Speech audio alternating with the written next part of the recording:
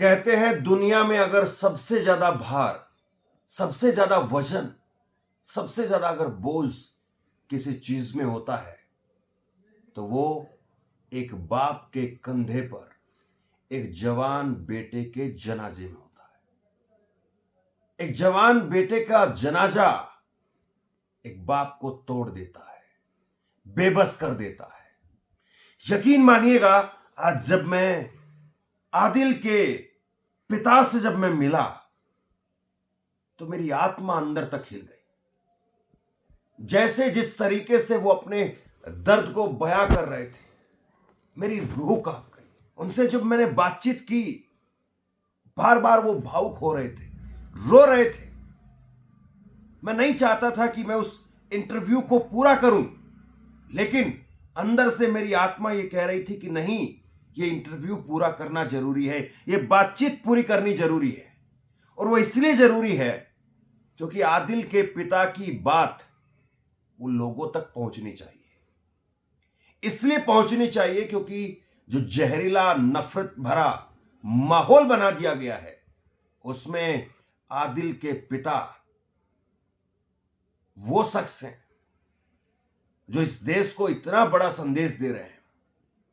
जो उनकी बात मुझे सीधे यहां पर लगी वो ये थी कि उनका आंसू अपने बेटे पर नहीं आया, उनका आंसू आया हरियाणा की उस बेटी पर जिसने महज 6 दिन पहले नेवी के लेफ्टिनेंट से शादी की थी, विनय नरवाल से।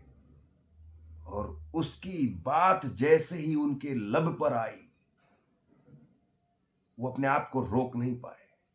और उसके बाद में मैं भी आज कैमरे पर ही भावुक हो गया, रोक नहीं पाया। अब जरा इस बातचीत को देखिए, समझिए ये दर्द, ये दंश किस तरीके से कश्मीर पर लगा है, और इसको पूरे देश को समझना होगा।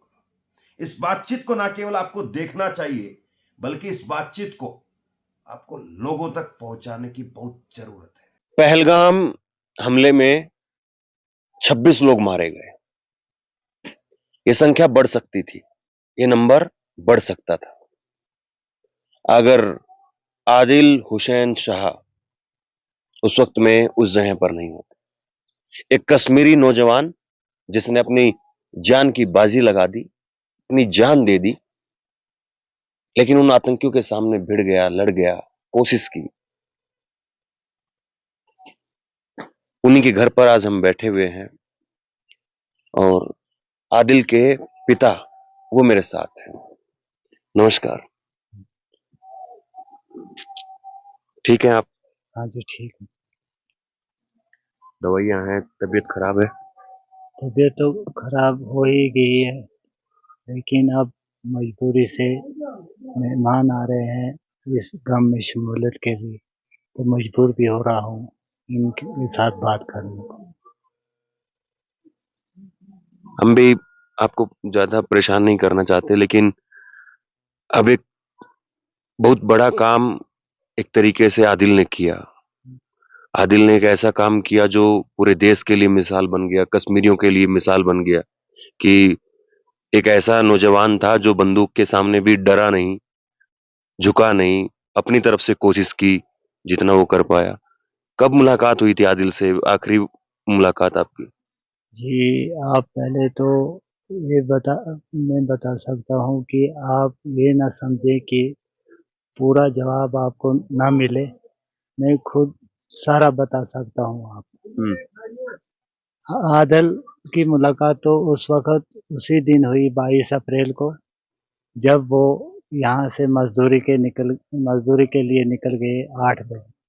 बस उसी वक़्त हमारी मुलाकात हुई। तो रोजाना आना जाना रहता था? ये तो हर दिन इसका यही काम था, आना और जाना। घोड़े? पहलगाम जो घोड़े होते थे वहाँ पे मज़दूरी पे जाता था, वो घोड़े पहलगाम के होते थे। यहाँ के घोड़ों को वहाँ रजिस्ट्रेशन नहीं मिलती है किसी भी इलाके के घोड़ों को, लेकिन उन्हीं घोड़ों के साथ जाता था और मालिक जो घोड़े वाले थे वो उसको एक फेरे का ₹300 यानी एक चक्कर का ₹300 देते थे और 2 चक्कर लग गए तो ₹600 बन जाता था। इसी से वो अपनी रोज़ी-रोटी और घर वालों का काम चलाता था। कितने बच्चे हैं आपके? जी, मेरे 3 बेटियाँ हैं और 3 बेटे हैं, जिनमें से सबसे बड़ा आदिल था। तो आपको तो पता ही है, जो घर का सबसे बड़ा बेटा होता है, उससे पे सब ज़िम्मेवारी उससे पे होती है। मेरी सब ज़िम्मेवारी जो थी बहन-भाइयों की थी, वो सब उसी पे थी, आदिल पे। तो अभी आदिल जो है नहीं रहे, लेकिन उसके बाद में सरकार की तरफ से मदद या मिलने के लिए क्या रहा? जी, मदद का तो मैं ये नहीं कह सकूँगा, ना मैं ये किसी से बोल सकूँगा, ना मैं किसी से कह सकूँगा कि मुझे मदद चाहिए। मदद तो एक अल्लाह की होनी चाहिए, लेकिन सरकार को वो अपना काम है, वो क्या करेगी, क्या मदद करेगी, वो उसको अपना लेना-देना है, मेरे नहीं। तो यहाँ कौन-कौन आया आपके पास में? जी, यहाँ उमर अब्दुल्ला साहब सबसे पहले पहुँचे, जिन्होंने जनाज़े में भी शिरकत की और मुझे ये लगता है कि कश्मीर हो, हिंदुस्तान हो, सब हिंदुस्तान के लोग, कोने-कोने के लोग यहाँ पे पहुँचे। तो आपको क्या लग रहा है कि ये जो हमला हुआ और जिस तरीके से उन लोगों ने किया और इसमें आदिल भी जो है वो भी नहीं रहे, लेकिन जैसे उन्होंने धर्म पूछ करके वो किया और फिर वो पूरे देश में एक वही बात चल रही है, आपका बेटा इसमें नहीं रहा, आपसे बेहतर जो है वो इसको इस दर्द को कौन समझ सकता है? जी, बात तो ऐसी है अ, कि अगर धर्म पूछ के ये कहते तो फिर आदिल बच भी सकता था, फिर उसको नहीं मारते थे। लेकिन अगर आदिल ने अपनी जान बचाई होती तो वो भाग भी सकते थे। लेकिन आदिल के अंदर एक ऐसी इंसानियत थी, जिस इंसानियत की वजह से वो खुद जान दे बैठे, लेकिन लोगों की जान बचाने की कोशिश की। पहले कभी ऐसे कोई वाक़या हुआ था कि कभी इस तरीके से आपको लगा हो कि अ, आदिल ने आज जो है वो आगे बढ़ कर के कोई मोर्चा लिया हो, कोई इस तरीके का कोई पहले ऐसे कोई वाक़या हुआ था? जी, वाक़या नहीं है हुआ था, मगर लेकिन घर में तो जो हमारा घर है, हमारा मोहल्ला है, इसमें ये सबको पता है कि आदिल की इंसानियत क्या थी और वो घर वालों से भी जब कोई गलत बात होती थी, उस पे भी झगड़ लेता था। अभी आदिल के जाने के बाद में आपके गाँव के लोगों का या आस-पास के लोगों का, उनका क्या व्यवहार है आपके साथ में? जी, अभी तो ये ताज़ियत चल रही है, इस ताज़ियत में सब लोग शमूलियत कर रहे हैं, तो हमारा अच्छा उनसे उठना-बैठना, अच्छा बर्ताव है हमारा सबसे। नहीं, जैसे गाँव के लोग आपको कह रहे हैं कि हम साथ में हैं, आदिल ने अच्छा किया, मजबूती दिखाई, बहादुरी दिखाई, या कोई इसका विरोध कर रहा है कि आदिल क्यों बीच में आया? कैसे? नहीं, वो बात नहीं है, हुँ। आदिल ने जो खुद किया, वो सब लोगों को पता चल गया कि इसने अच्छा किया, इसने अच्छा काम किया, इसने आखिरत भी जीत ली और दुनिया भी जीत ली। यानी एक तरीके से जो आम कश्मीरी है, आपके गाँव या आस-पास के मुसलमान हैं, वो भी इस बात को लेकर के आप पे फ़क्र कर रहे हैं। वो उनका फ़क्र भी ये है कि जो हम मुसलमान लोग हैं, अपना-अपना मज़हब होता है, हम तो असली 100 साल जी के भी आखिरत के लिए जीते। जिसकी आखिरत अच्छी हो, तो वही अच्छा है। एक जिस तरीके से कश्मीर को लेकर के, मुस्लिमों को लेकर के एक देश भर में कुछ लोगों ने एक माहौल बनाया कि यही लोग जो है वो उधर शह देते हैं, इसलिए उधर के लोग इधर आकर के पाकिस्तान के लोग आकर के यहाँ पे हमला करने में कामयाब हो जाते हैं। लेकिन आपके बेटे ने तो एक बड़ी अलग मिसाल पेश की है। जी, आदिल ने तो ये नहीं सोचा, उसने ना मज़हब सोचा और ना उसने हिंदू, मुस्लिम, सिख को देखा। लेकिन उसने तो इंसानियत को देखा, जिस इंसानियत से उसने अपना जज्बा दिखाया। और सब लोगों के लिए ये सोच होना चाहिए कि इंसानियत है क्या, और ये दरिंदा हरकत क्या है जो इंसानियत को ख़त्म कर देती है।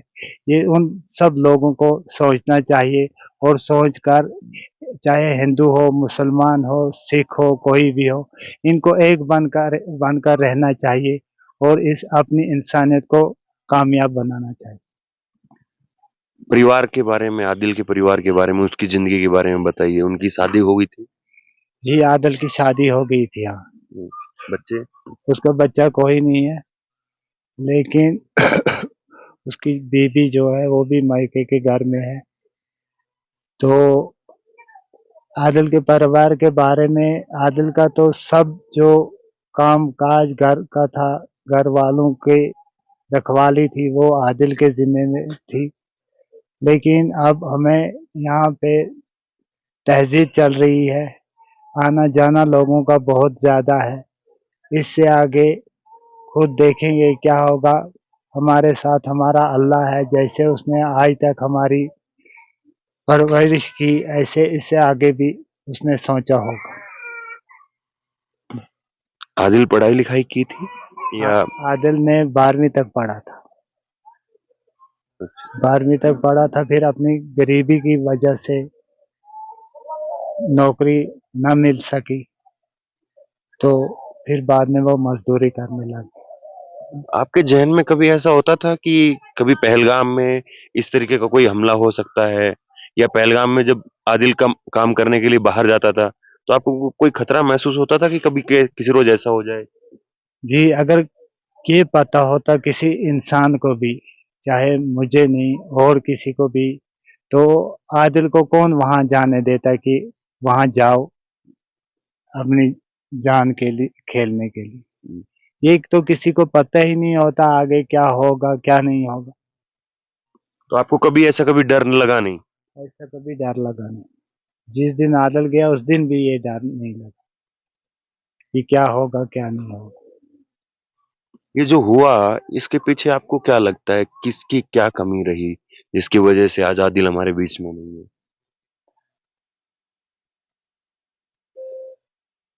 क्या फिर बताइए आप, मुझे समझ हाँ, में नहीं आया। कोई नहीं, आप धैर्य से। मैं ये समझना चाह रहा हूँ कि जो हुआ, हुँ। ये हमला हुआ, तो इसके पीछे आपको क्या लगता है, क्या कमी रही जिसकी वजह से जो है आपका बेटा भी और भी हिंदुस्तान के 25-26 नौजवान जो है वो चले गए? जी, इसमें तो फ़ख्र आदिल पे इस बात पे हो रहा है हुँ, कि आदिल ने, क्या पता आदिल का ये हमला करने से कहीं लोगों की जान बच गई। अगर ये ना होता तो कहीं और लोगों की भी जानें चली जाती। लेकिन इस बात का फ़ख्र है कि उसने इंसानियत को कामयाब किया या अपनी इंसानियत दिखाई।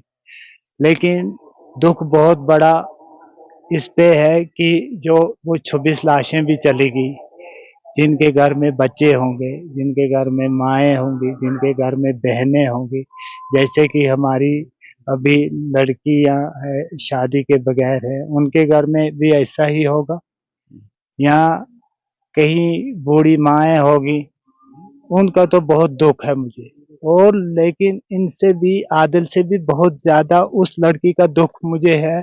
उस पे मुझे बहुत आँसू आ रहे हैं, जिसने 6 दिन हुए थे जिसकी शादी किए हुए, हुँ, तो उसको मुझे बहुत दुःख आ रहा है। हुँ।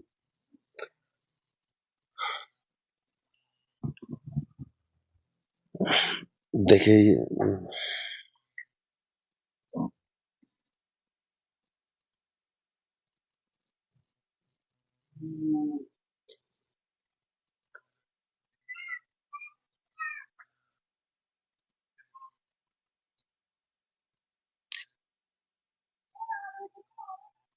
शायद वहाँ पे अगर आपको लगता है कि फ़ौज, पुलिस होती, सुरक्षा होती तो शायद कुछ बच जाता?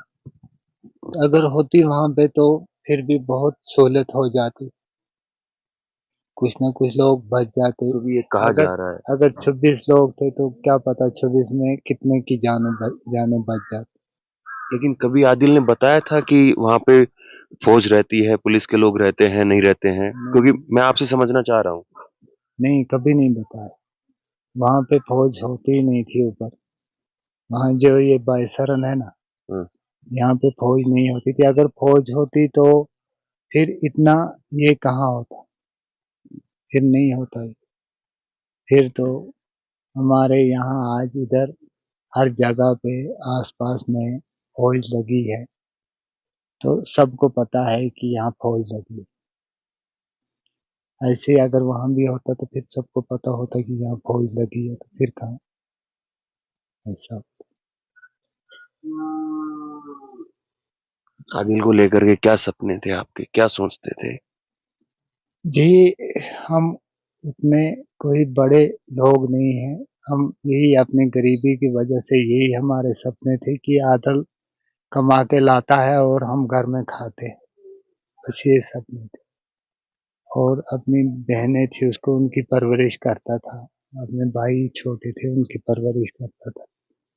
तो हमारा यही सपना था कि शुक्र अल्लाह का, ये अपने घर को चला रहा है मजदूरी करके अपनी जान को घसीट के, तो अपने घर को चला रहा है। जब ये आदल पहलगाम से वापस आता था तो इसका चीकड़ से पैंट भी यहाँ तक भरा हुआ होता था और जूते भी मिट्टी से भरे हुए होते थे।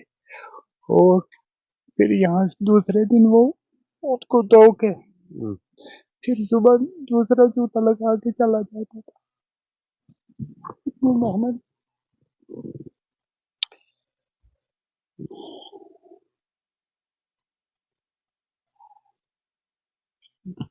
कभी भी उसने जो कपड़ा वहां से लाया वो कभी दूसरे दिन लेके नहीं गया। वो मिट्टी से भरा हुआ था और कीचड़ से भरा हुआ होता था।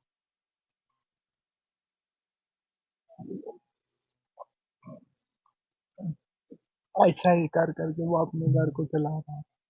मैं दरअसल बहुत सारे लोगों को भी लग रहा होगा कि अब इंटरव्यू बंद कर देना चाहिए। मैं खुद भी बात नहीं करना चाहता, लेकिन बात इसलिए जरूरी है क्योंकि कश्मीरी युवाओं के बारे में एक ऐसी सोच जो है वो गढ़ने की कोशिश की गई कि कश्मीर के नौजवान 500-500 रुपए लेकर के पत्थर फेंकते हैं।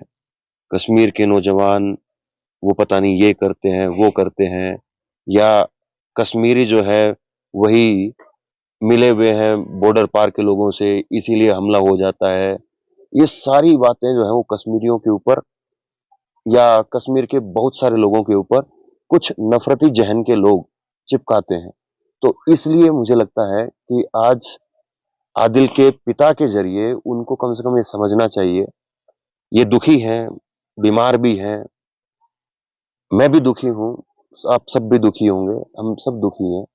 लेकिन सिर्फ और सिर्फ इस बात के लिए हम लोग बात कर रहे हैं कि एक चीज को समझा जाए, एक चीज को लोग देखें कि देखिए एक पिता जो अपने 30 साल के नौजवान बेटे को उसको खोता है और फिर भी आज बैठ बैठ करके कम से कम वो इस बात को कह रहे हैं कि मुझे फक्र है।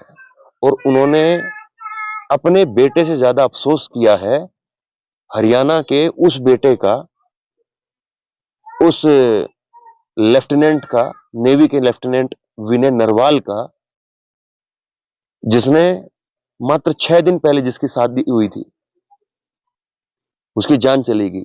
अपने बेटे से ज्यादा उसका अफसोस है। अभी ये भावुक हैं, रो रहे हैं, आंसू आए, लेकिन पहला आंसू इनका विनय नरवाल को याद करके आया। बहुत बड़ी बात है ये। अपने बेटे को याद करके पहला आंसू नहीं आया, विनय नरवाल को याद करके, जिसकी 6 दिन पहले शादी हुई थी, उसको याद करके, उस उसकी पत्नी को याद करके पहला आंसू आया।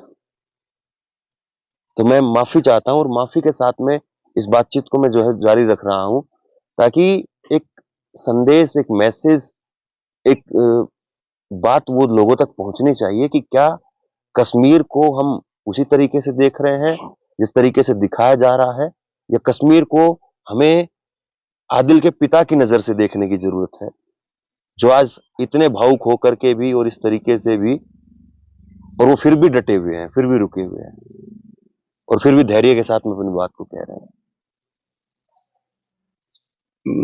मैं एक बात आपसे ये समझना चाहूंगा, अब देश के जो बाकी लोग हैं, जो पहलगाम आते थे, जिनकी वजह से आप लोगों की भी रोजी रोटी भी चलती थी, लोग घूमने आते थे, अब उन लोगों में भी एक तरीके का खतरा पैदा हो गया है कि पता नहीं वहां पे क्या होगा, किस तरीके से होगा। उन लोगों के लिए आप क्या कहेंगे? उन लोगों के लिए मैं ये कहूँगा, मैं सबसे पहले कश्मीर के लोगों को ये कहूँगा कि अगर हमारे मेहमान बाहर से आते हैं तो आप खुद इनका साथ दो, इनके साथ ऐसा ही सलूक करो जैसा आदल ने किया। तो नहीं, कोई जरूरत नहीं, नहीं, आप ले लीजिए। तो नहीं, कोई बात नहीं, आप रखो। तो ऐसा ही सलूक करो, क्योंकि ये कश्मीर के कोई भी हो अपनी रोजी रोटी इसी पे कमा सकते हैं। तो जब हम उनके साथ अच्छा सलूक रखेंगे, ऐसा ही विभाव उनके साथ करेंगे, तो वो भी आ सकेंगे। और लेकिन जो बाहर के लोग डर रहे हैं, हम कश्मीरी या पहाड़ी कोई भी हो, हम उनके लिए अपनी जान देने के लिए तैयार हैं।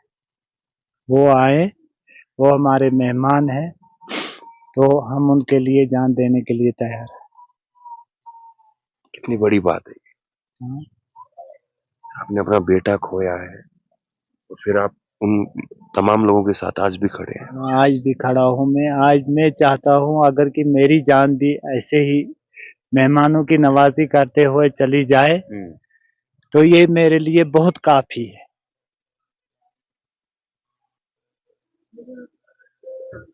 अभी कश्मीरी अपना और क्या दिल खोल करके रखेगा, जिसने अपने नौजवान बेटे को खोया है, वो इस बात को कह रहे हैं।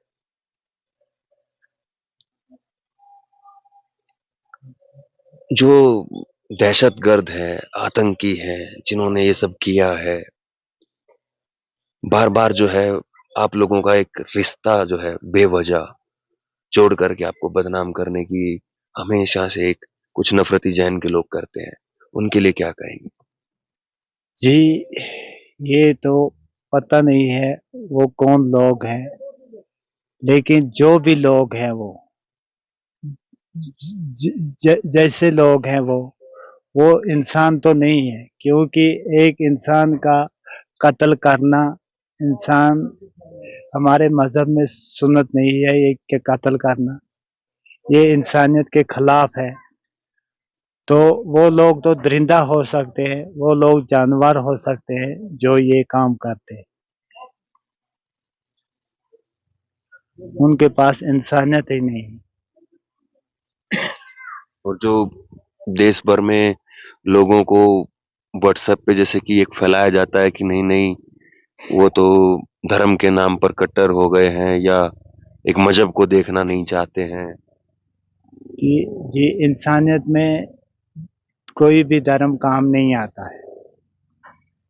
इंसानियत जो होती है, इंसानियत में जब इंसान का जज्बा खुद इंसान अपने आप में पैदा करता है, तो वो ये धर्म नहीं समझता है कि वो हिंदू है, वो सिख है, ये ईसाई है, ये मुसलमान है। उसको सबके लिए एक ही जज्बा पैदा होता है कि मैं इंसान हूँ और मैं इंसानियत के लिए किसी के लिए भी जान दे सकता हूँ।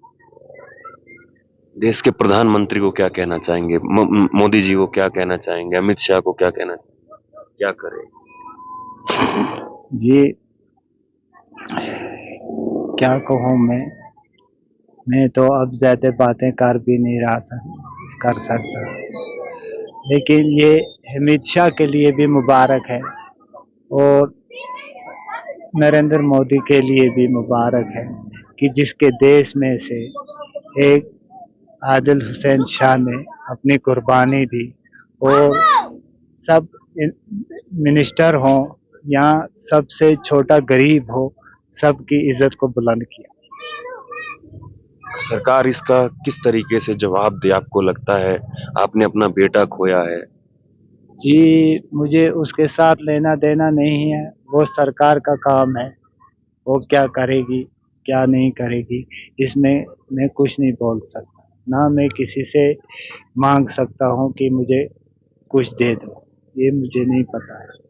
तो वो उनका काम है, उन्होंने खुद देखा है क्या हुआ है, क्या नहीं है, तो वो खुद इसका काम खुद करेगी। अभी हम आ रहे थे तो आपके गांव का नाम तो मैं नहीं बताऊंगा, काफी जो है पूछ-पूछ करके हमको यहाँ तक पहुँचना पड़ा। आपका घर देख रहे हैं, घर भी कोई बहुत अच्छी हालत में नहीं है, परिवार भी आपका बड़ा है, तो कैसे चलेगा अब?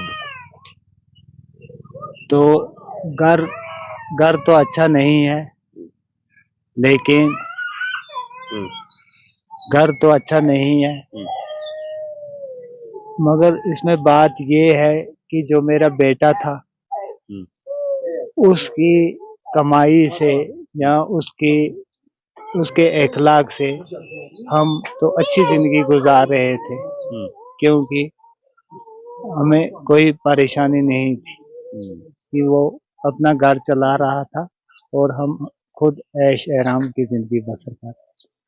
हाँ, ठीक-ठाक अपनी जो ज़िंदगी ऐश और आराम तो ख़ैर कहाँ है, लेकिन अब घर का परिवार का खर्चा वो सब आप पर ही आ गया है।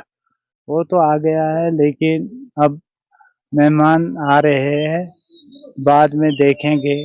जिस अल्लाह ने हमको पैदा किया है, जिसने रोज़ी भेजी है, इसके आगे भी वो भेजता था, जिस जैसे भेजता था वैसे भेजता था। इसके पीछे भी वही हमारा ज़िम्मेवार है, तो आगे का आगे देखेंगे और जो हो गया तो वो हो।